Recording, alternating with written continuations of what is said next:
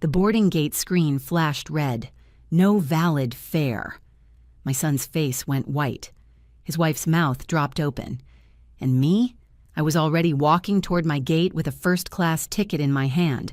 You want to know what happens when you tell someone they're not family? They stop acting like it.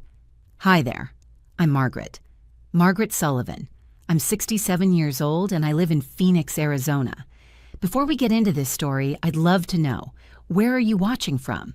Drop your city and state in the comments below.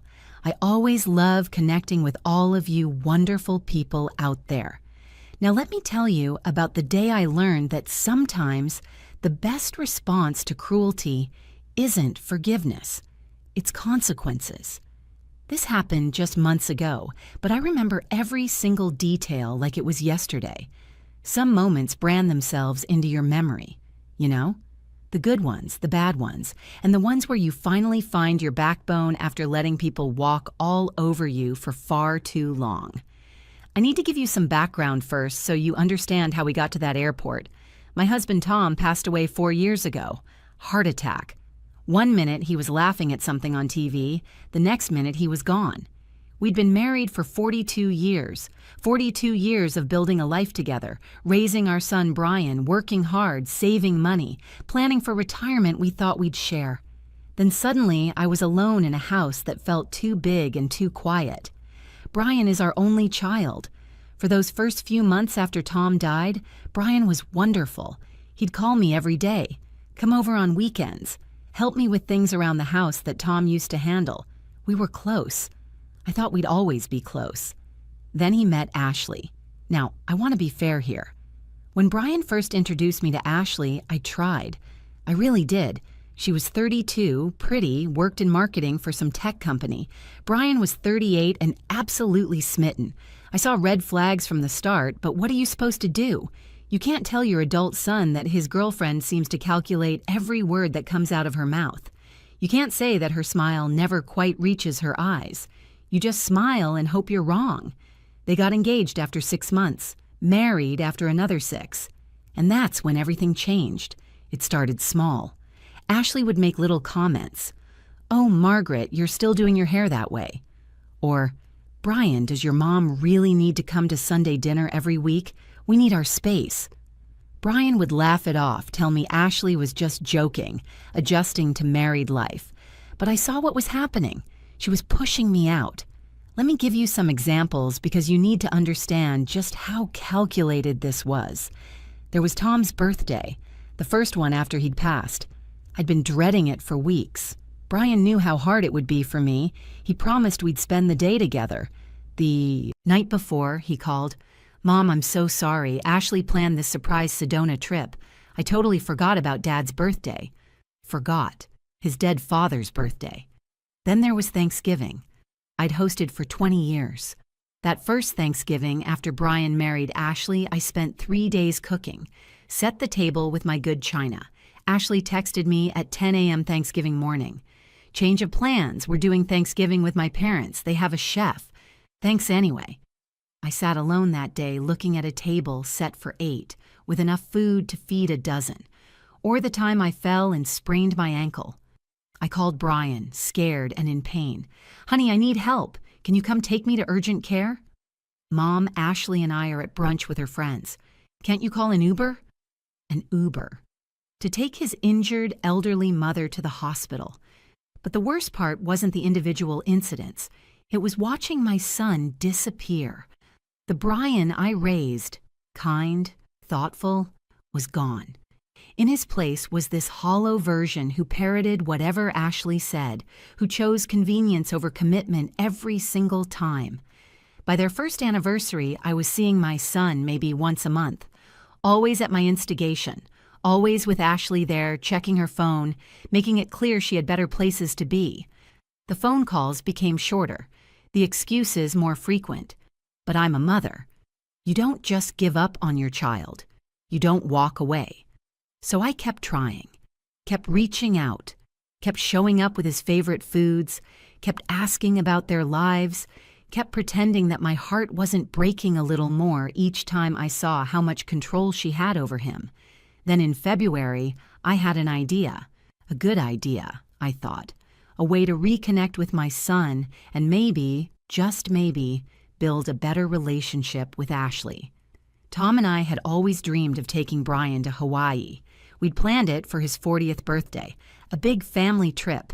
That birthday was coming up in May, and I had the money. Tom's life insurance, our savings, the proceeds from downsizing to a smaller house. I was comfortable. Not rich, but comfortable. So I called Brian. "Honey," I said, "I want to take you and Ashley to Hawaii for your birthday. My treat, 10 days. We can stay at that resort on Maui your dad and I always talked about. What do you think?" The pause on the other end should have told me everything, but I was too excited, too hopeful. "Let me talk to Ashley," he said. 3 days later, he called back. "Mom, that's really generous. Ashley and I talked and we'd love to go." My heart soared. "That's wonderful. I'll start booking." "But Mom, one thing. Ashley's sister, Brittany, should come too. They're really close and Ashley would have more fun if Brittany was there." I hesitated. Adding another person would significantly increase the cost, but I wanted this trip to happen. I wanted my son back, even if it was just for 10 days. "Sure," I said. "Of course. And Brittany's boyfriend, Kyle. They're a package deal." Now we were talking about 5 people. 5 plane tickets to Hawaii, 5 hotel rooms, 5 people's worth of meals and activities. We were looking at close to $25,000. That was a huge chunk of my savings. "Brian, honey, that's getting expensive." "Mom, if you want this to be a family trip, then Ashley's family should be included too, right? I mean, that's only fair." That word, fair. Like I was being unreasonable for hesitating to spend $25,000 on 2 people I'd never even met. But I said yes. I said yes because I'm a mother, and mothers are supposed to be selfless, right? We're supposed to sacrifice. That's what we do. The booking process was a nightmare. Every decision had to go through Ashley. I'd find a beautiful room and hear back, "Ashley says those hotels are dated. She wants the 4 seasons. $800 more per night. Activities? Ashley says snorkeling is boring. Brittany wants a private yacht day. $4,000. Maybe we could cook some meals to save money? Ashley says she's not on vacation to cook. She wants Mama's Fish House every night." Where appetizers start at $40, every phone call ended the same way. "Mom, you're being so generous. Ashley really appreciates it." But Ashley never called, never texted, never acknowledged that I was draining my savings for her luxury vacation. The week before the trip, I stopped by their house with travel supplies, sunscreen, first aid kit. Ashley answered the door, didn't invite me in. "What are these?" she asked. "Just some travel things." "Margaret," she sighed, "we're not camping. We'll be at a 5-star resort. They have amenities. We don't need your drugstore handouts." She handed the bag back and closed the door. I stood on their porch holding a $20 bag of items I'd bought because I was thinking of them, and I felt something shift, but I pushed it down. We were leaving in 5 days. I just had to get through this. The day of the trip arrived, May 15th. Our flight was at 2 p.m. I got to Sky Harbor Airport at 11:30, 3 hours early, because I'm from that generation where you arrive early for flights. The terminal was busy but not packed. I had all 5 boarding passes on my phone. I'd booked everything, so everything was under my name and my credit card. I was wearing my nice travel outfit, a comfortable navy pantsuit and my pearl earrings Tom had given me for our 30th anniversary. I'd gotten my hair done the day before. I was excited. Nervous, but excited. Maybe this trip would fix things. Maybe for 10 days in paradise we could be a family again. I saw them before they saw me. Brian and Ashley walking through the terminal with Brittany and Kyle. Ashley was wearing head-to-toe designer everything, Gucci bag, Louis Vuitton luggage, oversized sunglasses that probably cost more than my monthly grocery bill. Brittany looked like her clone. Kyle was tall, built, looked like he walked off the set of an MTV reality show. And Brian, my son. He was carrying Ashley's bag along with his own, looking tired already, and the trip hadn't even started. "Brian!" I waved, rolling my modest carry-on toward them. "Over here!" He saw me, smiled, started to wave back. Then Ashley saw me. I watched her face change, watched her lean over and whisper something to Brittany, watched both of them look at me and smirk, that little mean girl smirk that women my age remember from junior high, back when girls were still learning how to be cruel instead of having it down to an art form. I reached them, slightly out of breath. "Good morning. Everyone ready for Hawaii?" "Hey, Mom." Brian gave me a quick, awkward hug. Ashley didn't move. Brittany and Kyle were busy with their phones. "Should we check in together?" I asked. "I have all the boarding passes." "We already checked in online," Ashley interrupted. "Our bags are checked. We're just heading to security." She said "our" like I wasn't included in that group. "Oh, well, I can walk with you." "Actually, Margaret," Ashley turned to me fully now, her voice loud enough that people nearby could hear. "We need to talk about something." Something in her tone made my stomach drop. "Okay? This seating situation. You booked us all in first class, which is great and everything, but here's the thing."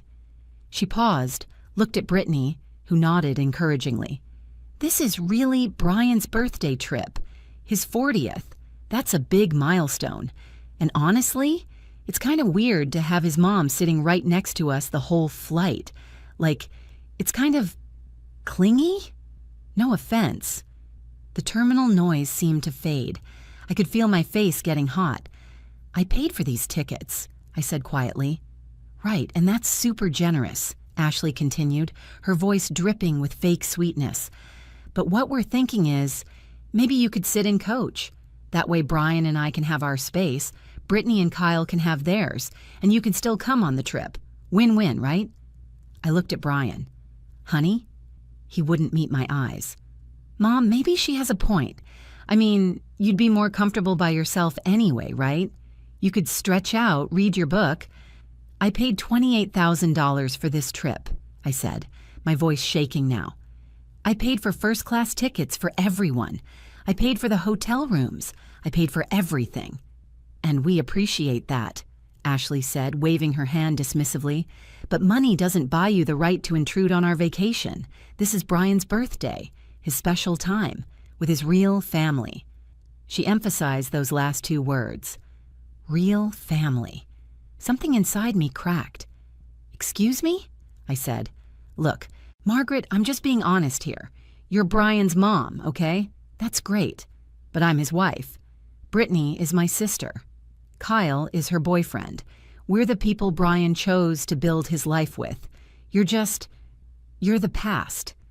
And frankly," she looked me up and down, "having you hover around us for 10 days is going to be exhausting.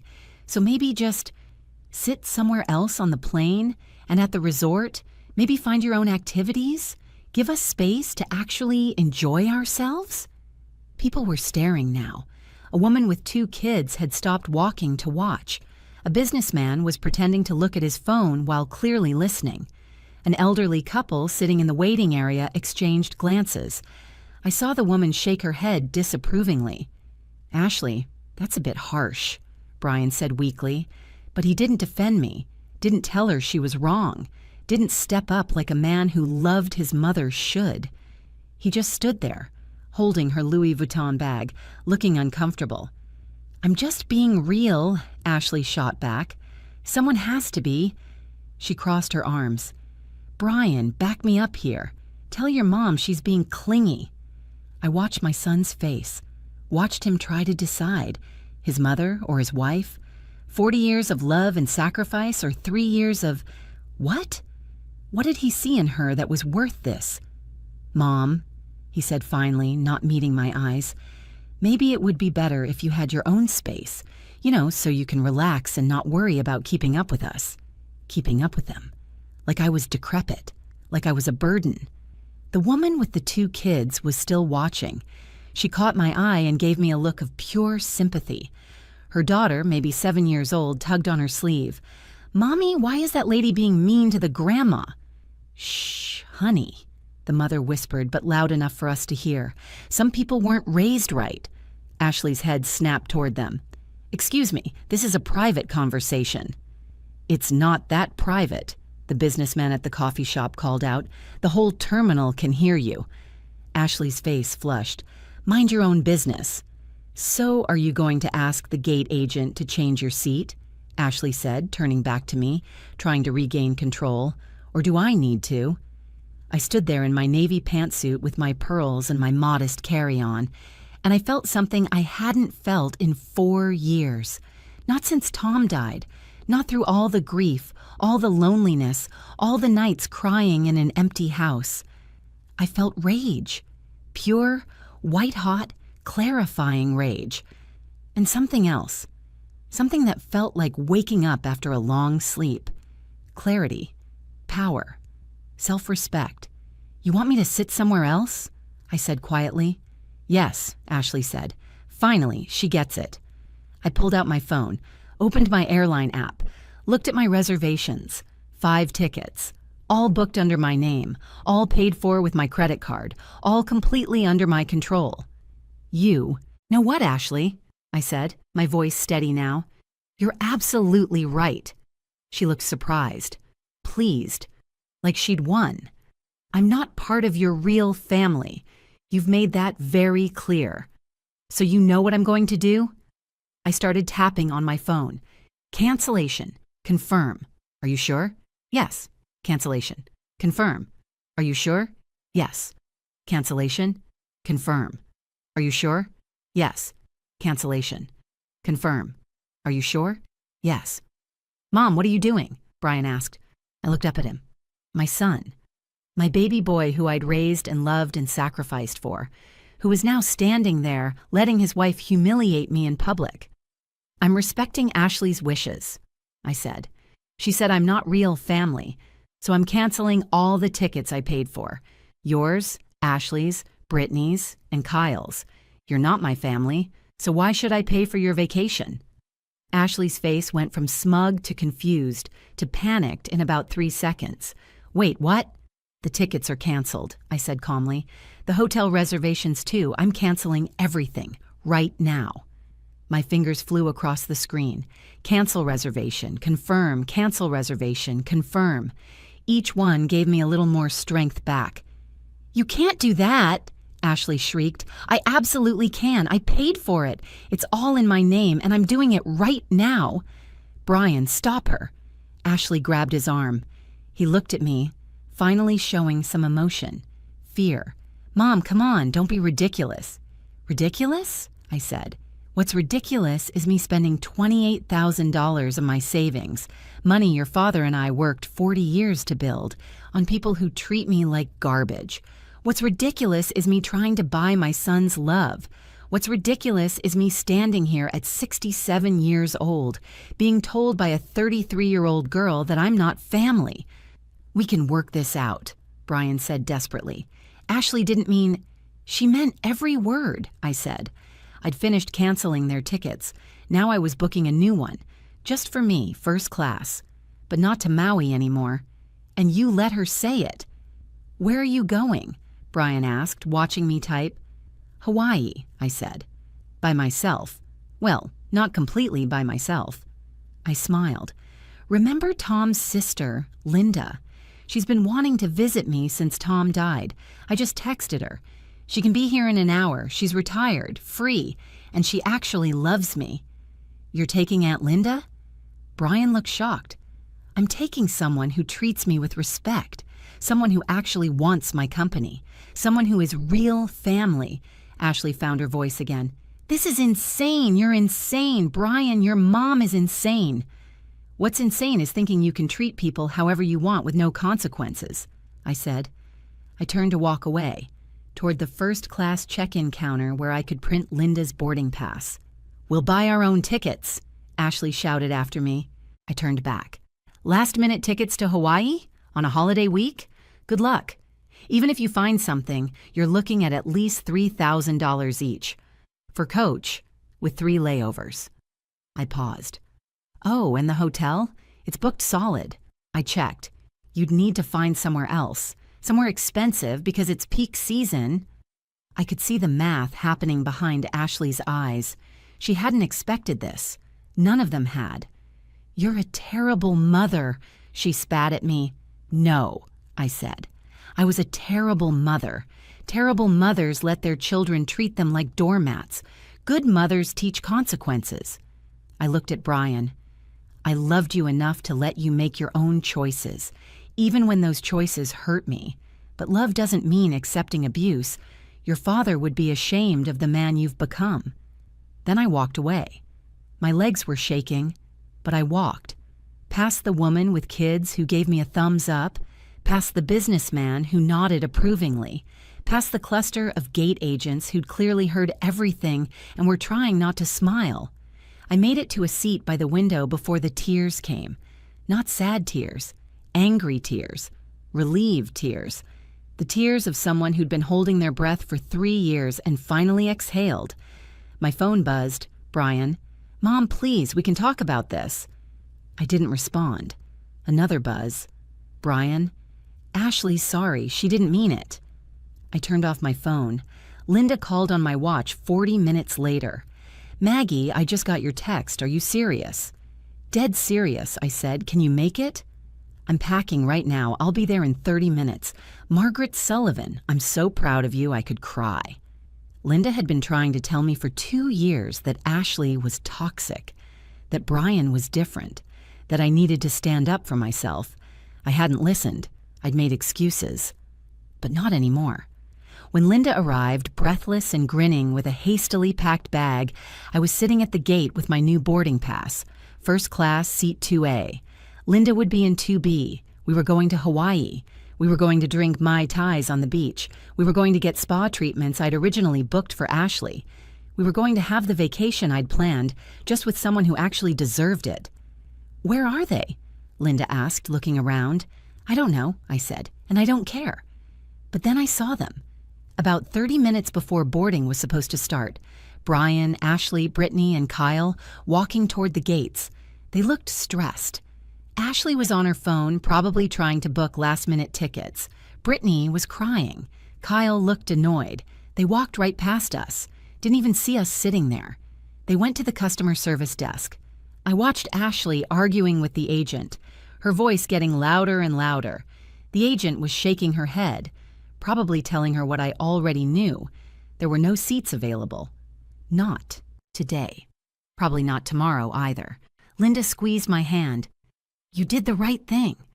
"I know," I said, and I meant it. Boarding was called. First class first. Linda and I stood up, gathered our things, and got in line.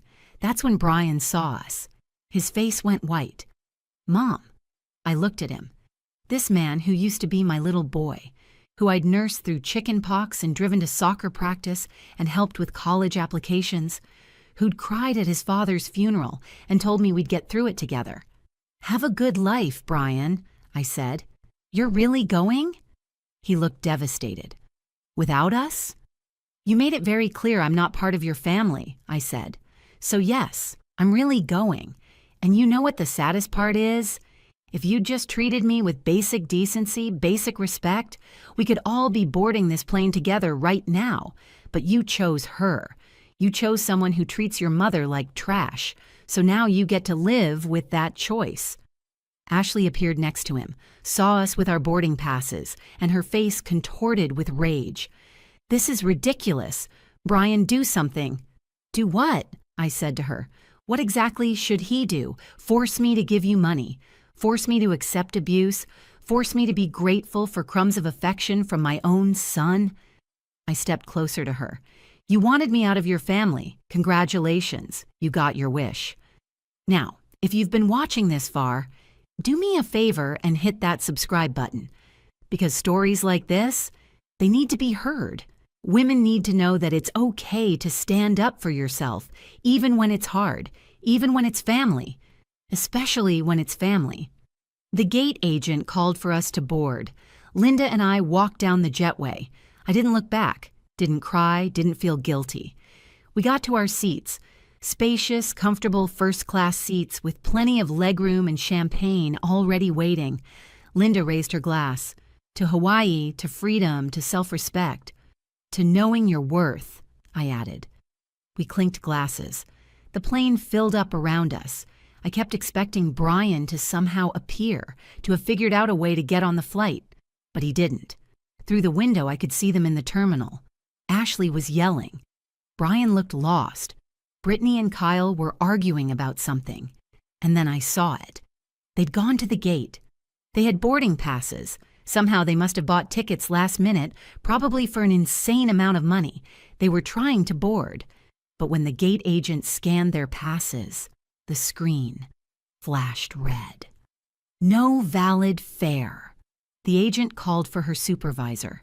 There was confusion, raised voices. I couldn't hear what was being said, but I could see Ashley's face getting redder and redder. Brian was pulling out his phone, probably trying to show confirmation numbers or receipts. Linda saw it too.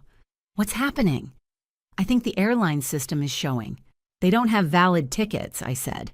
Probably because I canceled the originals so recently, there's some kind of hold or flag on booking new ones under the same names. We watched them get pulled aside, watched the supervisor shake her head, watched Ashley have what can only be described as a complete meltdown in the middle of the airport.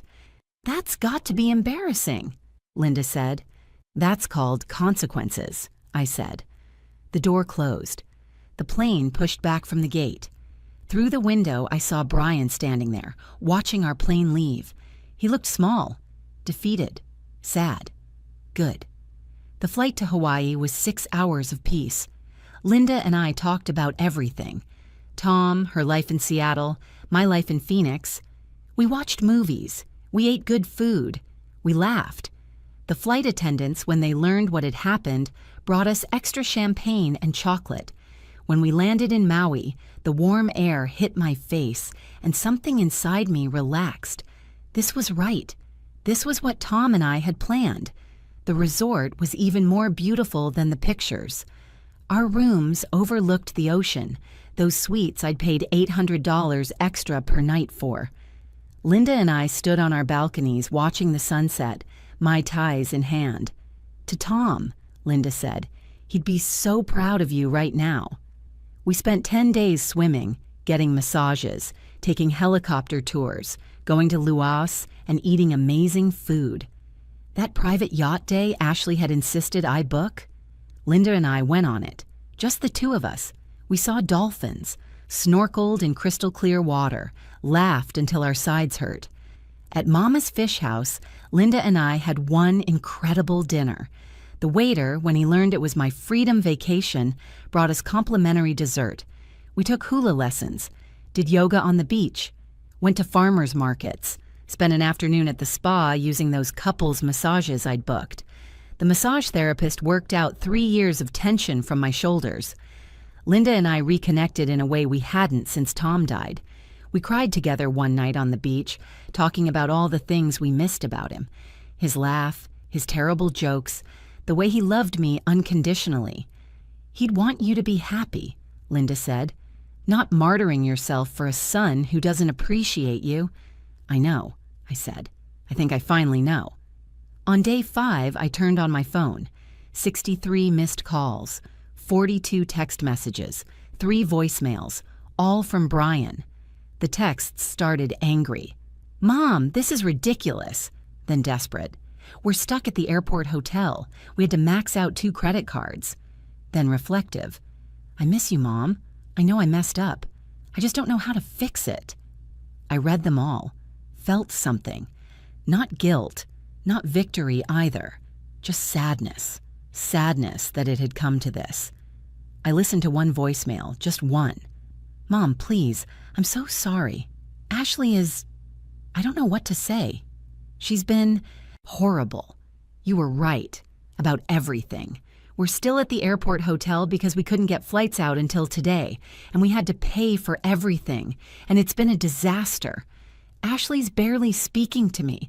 I miss you, Mom. Please call me back. Please. I deleted it. Not because I didn't love him. I did. I always would. But because love without boundaries isn't love. It's enabling. It's accepting cruelty because you're afraid of being alone. And I wasn't afraid anymore. I sent one text. Brian, I love you. I always will. but I will not accept disrespect. Not from Ashley and not from you. When you're ready to be the man your father raised you to be, when you're ready to choose me as much as you've chosen her, we can talk. Until then, I need space." I didn't hear back. Not that day, not the next, not for 2 months. But here's what happened after that. After Linda and I got back from Hawaii, after I'd posted photos on Facebook of the two of us having the time of our lives, after it became clear to everyone in our family and friend circle what had happened and why, things changed. Brian called. Really called. Not because Ashley told him to, not to try to manipulate me into forgiveness. He called at 9 p.m. on a Tuesday. "Mom." His voice was rough. "I need to talk to you. Can I come over?" He showed up 30 minutes later, alone. He looked terrible, like he hadn't slept in days. We sat in my living room, the same living room where he'd grown up, where Tom used to read him bedtime stories. "I'm sorry," he said, and then he started crying. Really crying. "Mom, I'm so sorry for everything, for the last 3 years, for letting her treat you that way, for forgetting who you are and who I'm supposed to be. I've started therapy," he continued, 3 times a week. "My therapist asked me to describe my relationship with you before Ashley. I couldn't finish without breaking down. We used to be best friends, and I let her turn you into some kind of obligation." "I've separated from Ashley," he said, 2 weeks ago. "The divorce papers are being filed next week." "What made you leave?" I asked. "After the airport, she spent 3 days telling me it was all your fault, that you were crazy, that you owed her an apology." He shook his head. "And I'm sitting there, and all I can think about is your face at that airport, the disappointment, the hurt, and I realized she's still doing it, still trying to make me choose." "And you chose," I said. "I chose myself," he corrected. "For the first time in 3 years.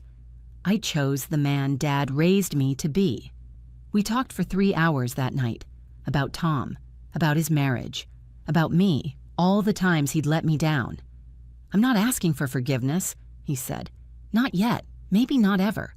I just want a chance to show you I can be better." "Then show me," I said, "not with words, with actions. We're rebuilding. Slowly. He comes to dinner once a week now, just him. We cook together. He makes Dad's famous chili. We talk, really talk, about his therapy, about what he's learning, about his divorce, which was finalized last month. Ashley tried to take him for everything, but Brian had a good lawyer and screenshots of things she'd said about me, about him, about his father. The judge wasn't impressed. She left with less than she wanted and more than she deserved. Brian told me she called me horrible names during the proceedings, said that canceling those tickets was elder abuse. "What did you say?" I asked. I said my mother saved my life. I said canceling those tickets was the kindest thing anyone had ever done for me, because it woke me up. Last week he brought flowers, just wildflowers from the grocery store, like he used to bring when he was 7. "These reminded me of Dad," he said. "He used to bring you flowers every Friday. Remember?" "I remember," I said. "I remember everything." As for me, I'm doing fine, better than fine. I took that trip with Linda, and it reminded me that I don't need to beg for love. I don't need to buy affection. I'm 67 years old, and I have value just by existing.